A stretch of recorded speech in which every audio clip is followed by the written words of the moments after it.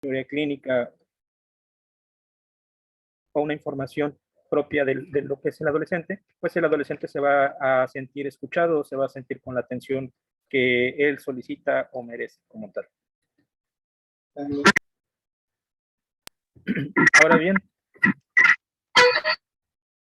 otro aspecto importante es que los adolescentes o los jóvenes son muy celosos de su intimidad y por ende no suelen tener una percepción muy clara de lo que es una enfermedad.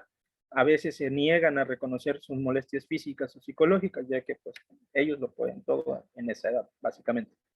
En términos generales, pues como la mayoría de los adolescentes van a gozar de una buena salud, lo habitual es que no estén muy familiarizados con la relación con los servicios médicos.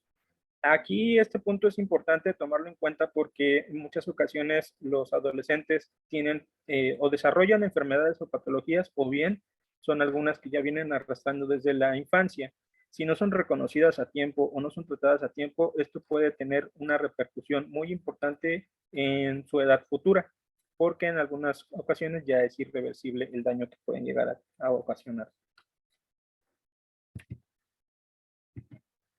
Eh, Hablando un poquito de lo que es la adolescencia, pues el cerebro va a estar modelando como tal las bases que van a reforzar las cuestiones neuronales que son necesarias para la adecuada maduración. Esta etapa se localiza etariamente entre los 10 y los 20 años y van a ser claves para ejercitar este sistema nervioso, estimulando el aprendizaje, organizando los razonamientos, control de impulsos, así como elaborar sus pensamientos y funciones que van a mantener a lo largo de su vida. Es decir, el desarrollo neuronal en esta etapa es la que va a determinar su madurez o como tal neuronal o cerebral a lo largo de su vida. Como médicos es muy importante que nosotros tengamos en cuenta o conozcamos lo que son los procesos mentales, biológicos y psicológicos por los cuales atraviesa el ser humano en esta etapa, que ya los estuvimos viendo en las clases anteriores, ya que estos van a determinar el grado de madurez y la capacidad que tienen para la toma de decisiones posteriormente. Ahora bien, es importante que para este tema tengamos en cuenta algunos conceptos o recordemos algunos conceptos que nos van a servir en la atención médica del adolescente. Hablamos de la moral, lo cual se va a definir como una suma de reglas aplicadas a la vida diaria que van a ser utilizadas diariamente y continuamente por todos los individuos o ciudadanos. Es decir, son normas o acciones que van a guiar nuestros juicios y sobre lo que es correcto, incorrecto, moral o inmoral, o bueno o malo. De acuerdo con la literatura, Jean Piaget va a establecer que el niño va a evolucionar desde un estadio que se llama premoral hacia otro donde va a admitir que existe un reconocimiento de las autoridades. Este lo va a dividir en 3 etapas. La primera etapa que va de los 3 a los 8 años. Aquí el niño va a asimilar que existen reglas que son absolutas, como si fueran leyes físicas, es decir, existen y no se va a plantear desvincularlo con normas o valores humanos. Lo que le enseñan es lo que es y es lo que tuvo que haber aprendido. Identifica la moral con lo real, es decir, que es inmutable, absoluto o sagrado. De los 8 a los 11 años ya va evolucionando más e interiorizando estas normas. Ya se va distanciando un poco de lo que son las demandas externas hacia su convencimiento propio, es decir, ya va tomando un poquito más de conciencia, son más autómatas y bueno, aquí tratan por igual, o requieren un trato por igual para todas las circunstancias a las que se vean expuestos. Y a los 12 años, pues ya se reconoce como tal un principio de igualdad. Este ya va a poder ser modificado de acuerdo a las circunstancias en las que él se encuentre y las cuales pueden variar. Si se dan cuenta, en todas estas etapas, pues va desde lo que las reglas que no se cambian hasta lo que él ya piensa y considera que es bueno, que es malo y va tomando un poco más de conciencia. Según otro autor, que es Lauren Colbert, esta evolución ya de la moral pues, pasa por 3 niveles y 6 grados. El primero, que va es el preconvencional, que es de los 4 a los 12 años y se divide en 2 etapas.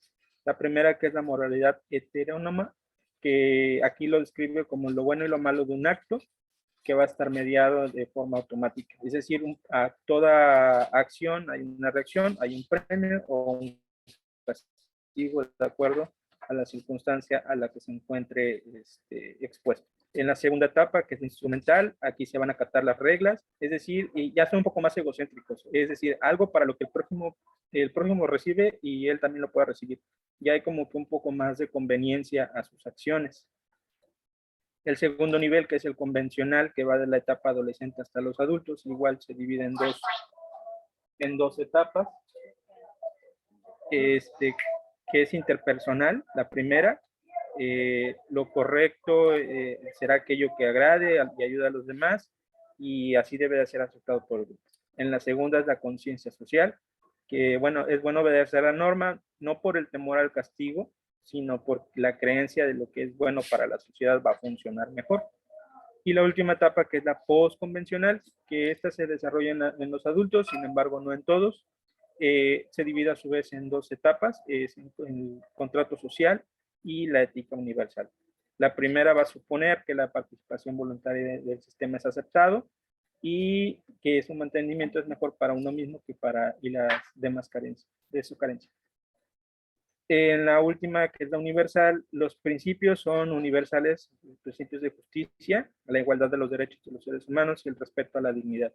Se dan cuenta, no diferencia mucho de la anterior, simplemente está un poco más desarrollada y nos da un poco más de amplitud en cuanto al desarrollo de la madurez de la moral del adolescente. También es importante que reconozcamos o sepamos qué es la ética, que bueno, sabemos que es el conjunto como tal de conductas del humano.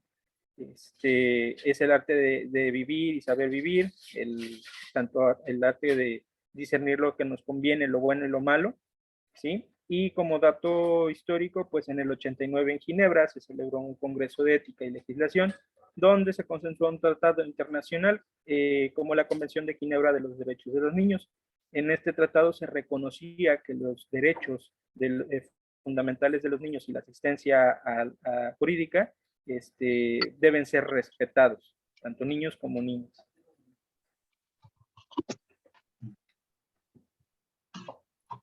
También tenemos que tomar en cuenta los conceptos de madurez y de capacidad.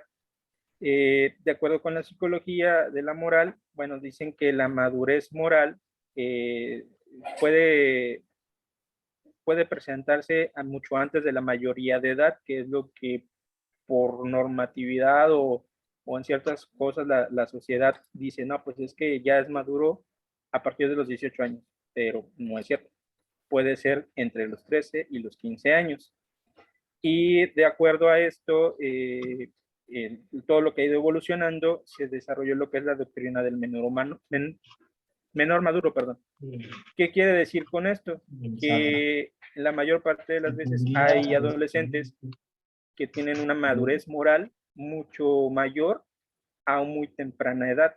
Es decir, el reconocimiento de las decisiones depende más de su capacidad para poderlas visualizar o comprender más que de su edad biológica. ¿Alguna pregunta hasta este momento? Entonces ahí con eso de lo que estás hablando es la base científica, podría decirse que en Estados Unidos, pues a partir de los 16 años ya se sienten, bueno, también por la forma en la que se desenvuelven en la sociedad en la que se desarrollan, ¿no? Pero se sienten ya muy sumamente maduros, ¿no? Así es. A diferencia de México, que nosotros adquirimos la mayoría de edad a los 18 años, en Estados Unidos hasta los 21 años. Puesto que se supone que hasta esa edad ya se tendría que haber completado para más o menos el que 99% de los adolescentes o de los adultos jóvenes, pues su madurez neurológica. Sí, así es.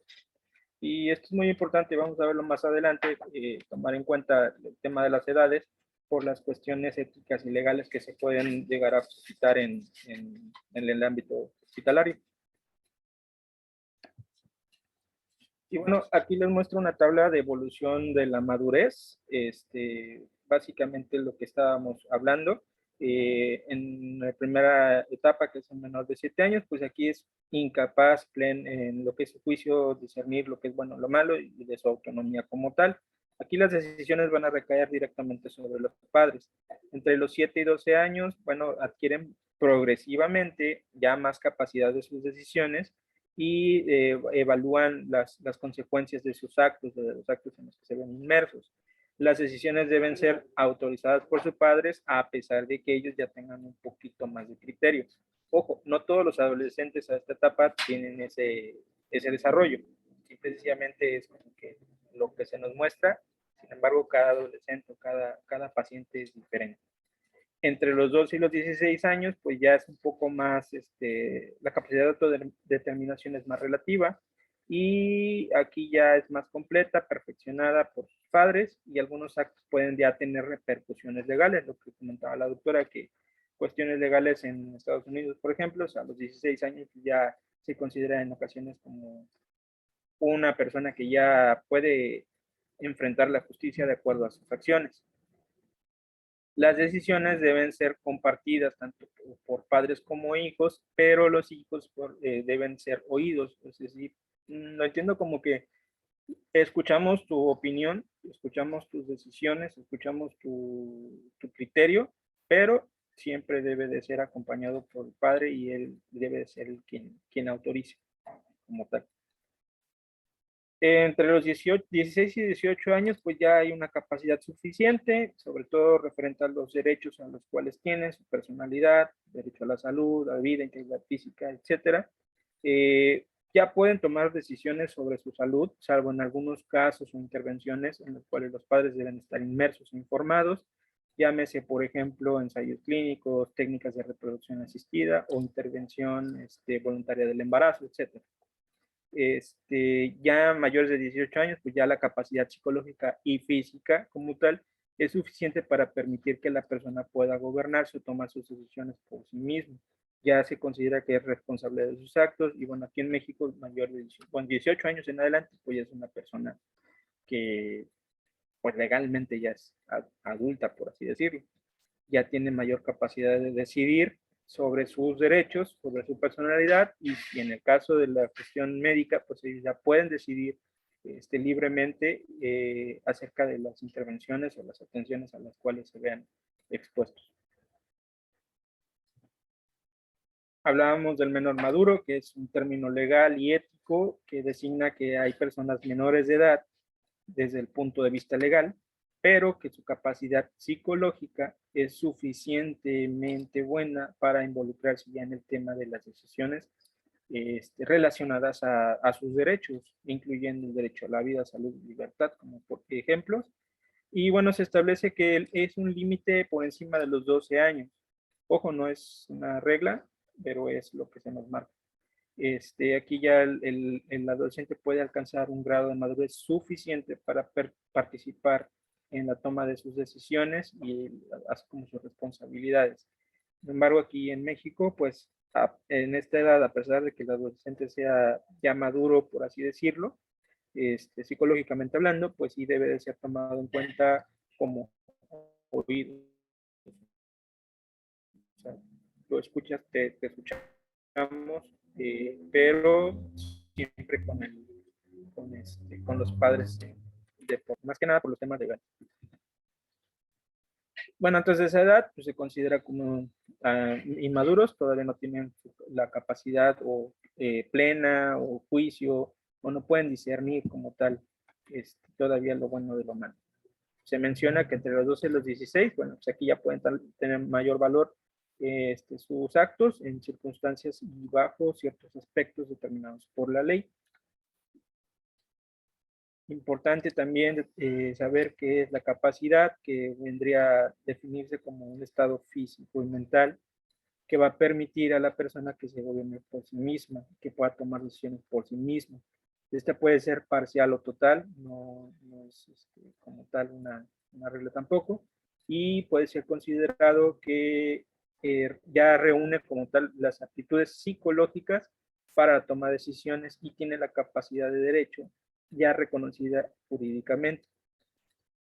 El asentimiento, que es la aceptación imperfecta de una persona parcialmente incapaz, en este caso puede ser un menor, y solo es válido en determinados supuestos, pero siempre debe de ir acompañado del consentimiento de los padres o tutores.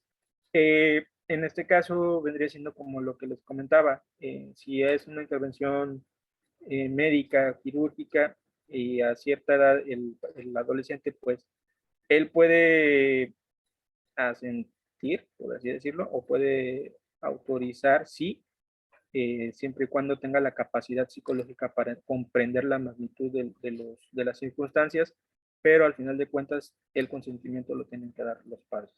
Eso del asentimiento es una responsabilidad compartida. Ya que, por ejemplo, sobre todo en el caso de investigación clínica, cuando tenemos niños mayores de 10 años, en los que ya tienen cierta, pues, ¿cómo se llama? Madurez neurológica como para poder decidir si aceptan o no aceptan ingresar a un ensayo clínico o a cualquier estudio X, ¿no? Entonces, siempre, sobre todo en investigación clínica, pues tienen que, ellos, o sea, ustedes como investigadores tienen que tener, si el niño tiene más de 10 años, tienen que tener en cuenta, su carta de consentimiento por parte de los padres y la carta de asentimiento por parte del niño. Sí, entonces, por ejemplo, a mí me pasó cuando hice mi tesis de nefro, pues tenía niños de 14, de 13 años y pues bueno, los papás tienen que autorizar o autorizan ellos el que te puedas tú tomar datos de la historia clínica, de laboratorios, pero el niño en este caso también tiene que tener su carta de asentimiento autorizada.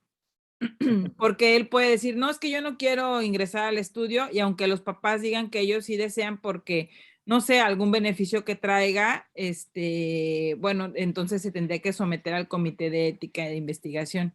Y ya, pues, según los beneficios, el comité tomaría en cuenta o no la carta de asentimiento. Sin embargo, pues generalmente si el paciente no desea, aun cuando los padres lo desean, se respeta la decisión de los niños en este caso.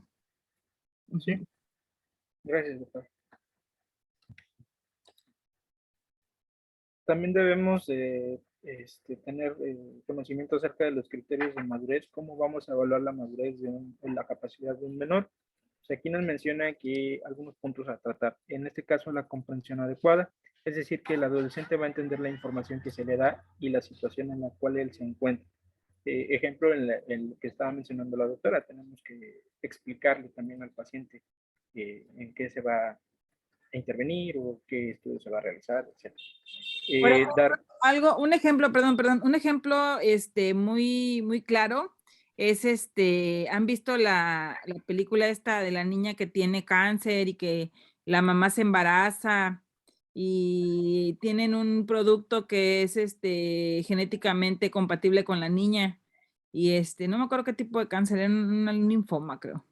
La decisión más difícil. Ándale, esa Marisol. Ajá, donde la niña decide emanciparse porque ella ya no quería, ¿cómo se llama?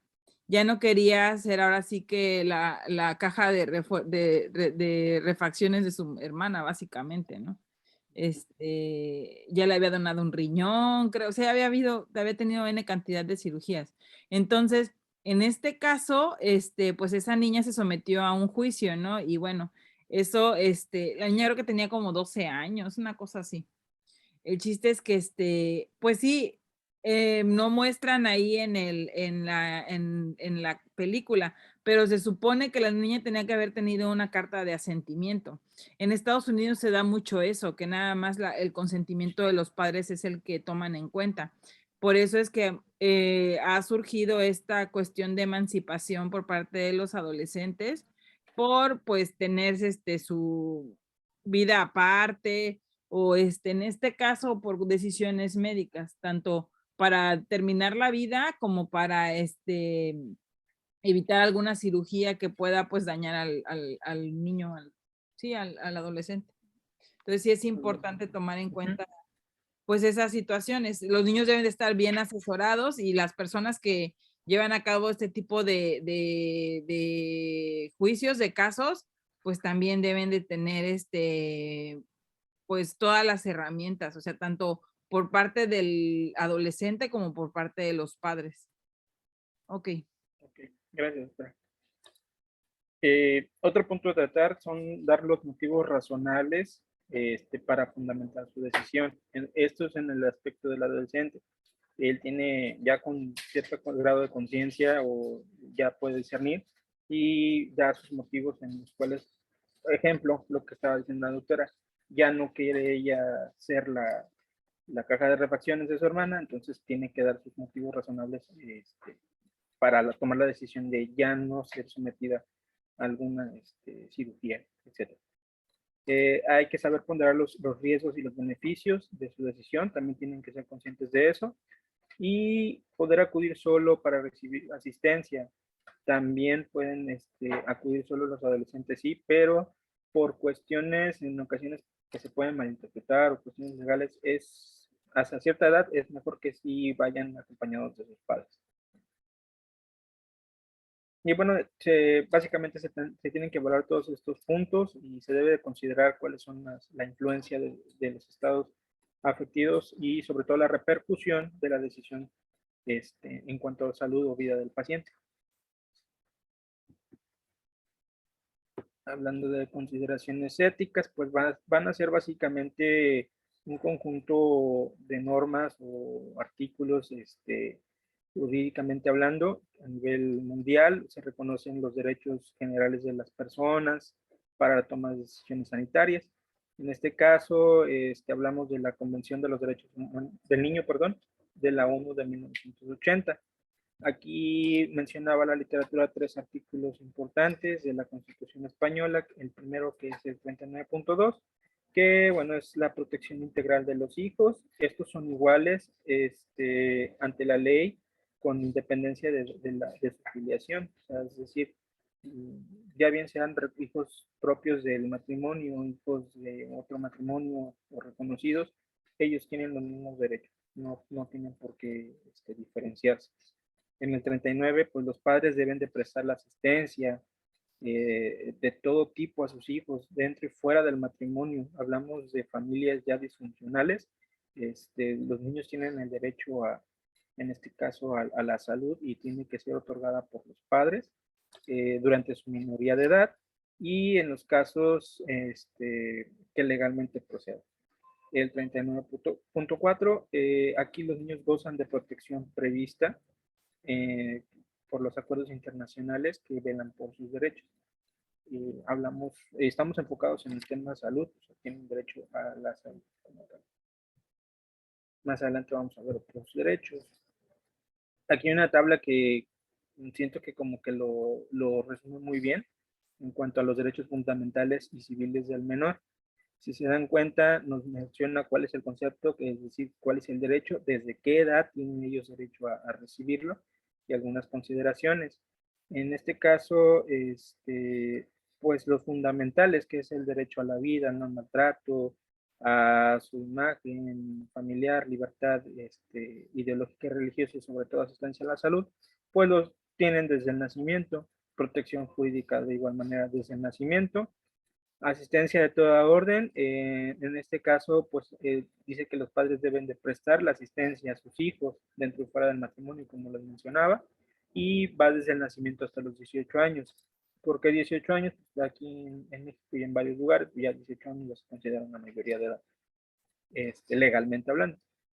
De acuerdo al concepto de capacidad de autonomía, pues estaba desde los 12 a 18 años, como ya veníamos mencionando anteriormente, cuando ya se reconoce que la capacidad del adolescente pues ya es un poco más, ya puede ejercer sus derechos, ya tiene un poco más de panorama acerca de la toma de decisiones y responsabilidades como tal. Y bueno, la mayoría de edad que ya se considera de los 18 años. Aquí ya es una persona que, como su nombre lo dice, ya es legalmente jurídica, ya tiene derecho a la votación, etc. La emancipación, que era el tema que estaba mencionando hace rato la doctora, pues considera los 16 años. En este caso, ya tienen una libertad jurídica y pueden disponer de bienes pero no contractuales, como algunas hipotecas o préstamos. Algunos, por mencionar, derecho a la adopción, responsabilidad penal. Aquí esta es la que nos interesa también, bueno, todos, pero más la asistencia sanitaria, que ese derecho lo tienen desde el nacimiento, es decir, derecho a la salud y al acceso a todo lo que son las prestaciones sanitarias en condiciones de igualdad efectiva. El consentimiento para intervenciones sanitarias o acciones de salud, este es progresivo, va progresivo desde los 12 años y ya nos va desglosando que, por ejemplo, menores de 12 años, pues el consentimiento lo tienen que dar los padres. De 12 a 16 lo deben de ser, el consentimiento deberá o no tomarlo el menor en algunas situaciones o por la mayor parte de las veces deberá ser oído. Entre 16 y 18 años puede ofrecer ya su consentimiento para aceptar o rechazar cualquier intervención sanitaria. En el caso de intervenciones que impliquen un riesgo como tal, los padres deben ser informados y, por ejemplo, en la interrupción voluntaria del embarazo, ensayos clínicos o prácticas de reproducción asistida, pues también debe de llevar el consentimiento de sus padres. Mayores de 18 años, pues ya ellos pueden tomar sus propias decisiones, pueden dar su consentimiento, salvo algunas circunstancias o condiciones que pudieran generar un riesgo dentro de lo que es el paciente y que necesitaran también de la atención jurídica de sus padres. La mayoría de edad, que lo hablamos que es a los 18 años legalmente, ya, ¿por qué? Porque si ya se les reconoce con una capacidad plena de madurez desde el punto de vista civil, penal, contractual y sanitaria. Y se supone que neurológicamente hablando, pues ya también tiene una mayor madurez psicológica. El menor emancipado, que bueno, pues ya aquel menor al que se le concede la capacidad de tomar sus decisiones, habilitándolo para regir su persona y bienes como si ya fuera mayor. Esta es una cuestión meramente legal. No nos corresponde a nosotros como tal médicos darlo, pero sí debemos de conocerlo.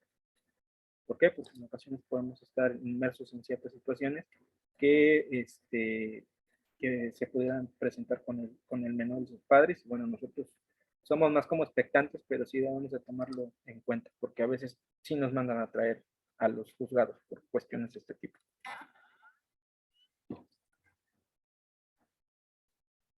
El derecho a la asistencia sanitaria o a la atención de la salud se va a recoger en varias leyes. La literatura mencionaba la ley 1486, que es la General de Sanidad, la ley de 41-2002, este es del 14 de noviembre, es básica, reguladora de autonomía del paciente, sus derechos y obligaciones en materia de información y documentación clínica.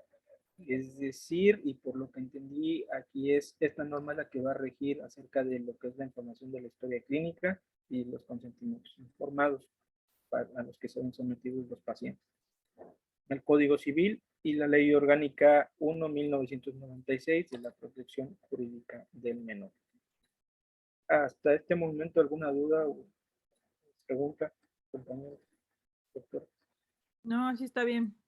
Entonces, nada más, es importante que obviamente en cuanto a salud y privacidad, pues todo el tiempo los niños deben de tener tienen su derecho, ¿no? De derecho a la privacidad y todas esas cosas.